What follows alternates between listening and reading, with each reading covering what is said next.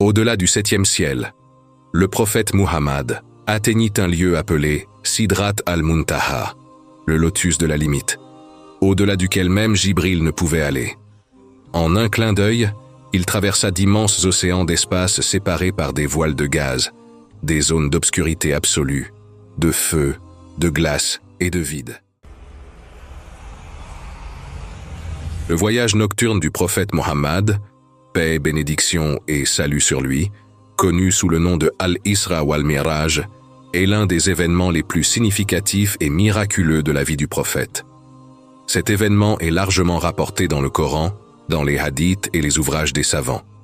Il fut une double expérience miraculeuse, et tous ces événements eurent lieu en une seule nuit et se composent de deux parties, Al-Isra, le voyage terrestre de la Mecque à Jérusalem, ou Al-Miraj, l'ascension céleste de Jérusalem aux cieux. L'événement est mentionné dans le Coran à deux endroits principaux. Dans le premier verset de la sourate Al-Isra, « Gloire et pureté à celui qui de nuit fit voyager son serviteur Muhammad de la mosquée Al-Haram à la mosquée Al-Aqsa, dont nous avons béni l'alentour, afin de lui faire voir certaines de nos merveilles.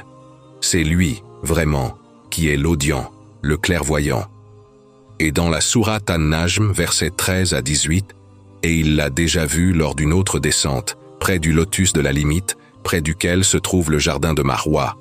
Il a bien vu certaines des plus grandes merveilles de son Seigneur. » À environ 10 ans après les premières révélations du Coran, le prophète va subir deux grandes pertes, la mort de son oncle Abu Talib et celui de son bien-aimé Khadija. Très seul et attristé par ces événements, viennent s'ajouter les persécutions des Mékouas. Puis Allah le réconforte d'un voyage de découverte des merveilles de l'univers. Mais le plus important est la prescription des 5 prières. Le voyage terrestre, Isra. D'après les hadiths, l'Isra commence lorsque l'ange Gabriel, Jibril, se présente au prophète Muhammad, sallallahu alayhi wa sallam, durant la nuit à la Mecque. Le prophète est transporté sur une monture céleste appelée Al-Burak, un animal décrit comme étant plus rapide que la lumière. Il voyage depuis la Kaaba jusqu'à la mosquée Al-Aqsa à Jérusalem.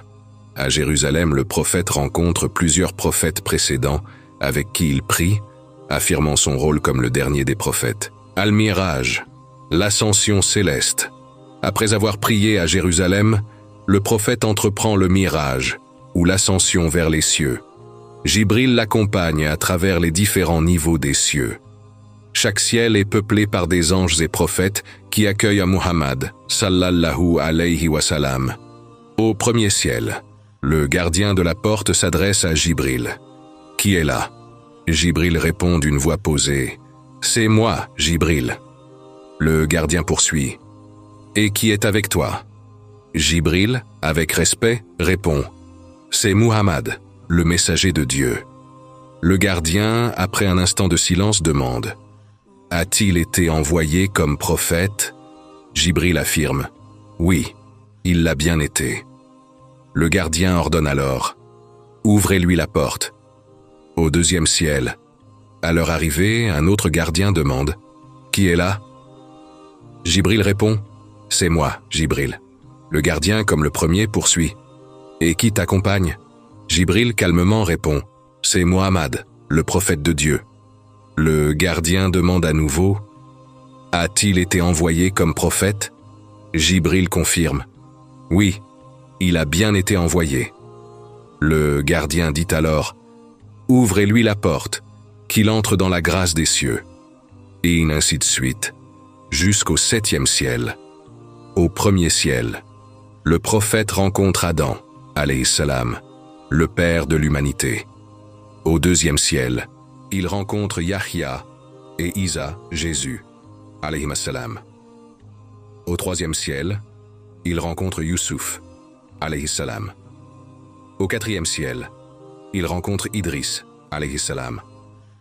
Au cinquième ciel, il rencontre Haroun, alayhi salam.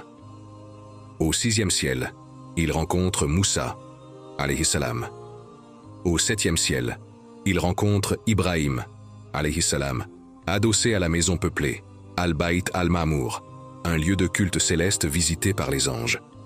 Dans chaque ciel, le prophète fut témoin de scènes d'une grande singularité et immensité, telles que l'ange de la mort, l'ange des larmes, l'ange du châtiment, au visage de cuivre, assis sur un trône de flamme.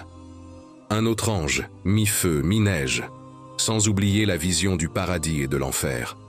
Au-delà du 7e ciel, le prophète Muhammad atteignit un lieu appelé Sidrat al-Muntaha, le lotus de la limite, au-delà duquel même Jibril ne pouvait aller. En un clin d'œil, il traversa d'immenses océans d'espace séparés par des voiles de gaz, des zones d'obscurité absolue, de feu, de glace et de vide. Il fut ensuite enveloppé par une lumière intense qui le rapprocha à une distance de 2 arcs ou moins encore, où il contempla son Seigneur, le Très-Haut. Durant cette rencontre, Allah prescrit au prophète et à sa communauté les 5 prières quotidiennes. Initialement, 50 prières étaient prescrites, mais sur les conseils du prophète Moussa, alayhi salam, le prophète Muhammad demande à Allah de réduire le nombre.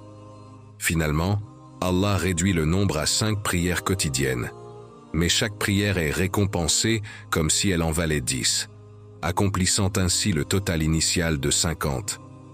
Après avoir vu les merveilles du ciel, parlé au prophète et reçu le don de la prière, le prophète retourne à Jérusalem, puis à la Mecque, toujours en une seule nuit. Le lendemain, le prophète raconte l'événement aux Kouraïch de la Mecque. Beaucoup de gens, y compris certains qui étaient déjà sceptiques, doutent de la véracité de son récit. Ils le mettent au défi de décrire Jérusalem, ce qu'il fait en détail malgré le fait qu'il n'y ait jamais voyagé auparavant, renforçant la foi de ses compagnons et prouvant sa véracité. L'Isra et Miraj contient de nombreuses leçons pour les croyants. Cet événement souligne la centralité de la prière dans la vie des musulmans, étant le seul acte d'adoration directement prescrit par Allah lors de cet événement. Cet événement a eu lieu dans une période difficile de la vie du prophète, après la mort de Khadija et son oncle Abu Talib, montrant le soutien direct d'Allah au prophète et au message de l'islam. Le voyage nocturne du prophète Muhammad, sallallahu alayhi wa sallam, est un événement clé dans l'histoire de l'islam. Non seulement il démontre le statut élevé du prophète, mais il est également une preuve claire de la puissance d'Allah et de l'importance de la prière dans la vie des musulmans. Chers abonnés, nous tenons à vous remercier pour votre soutien continu à notre chaîne. Votre engagement fait toute la différence dans ce que nous faisons. Chaque commentaire nous motive à créer toujours plus de contenu qui vous plaît. Et si nos vidéos vous ont aidé, inspiré ou simplement diverti, n'hésitez pas à les partager avec vos amis et votre famille.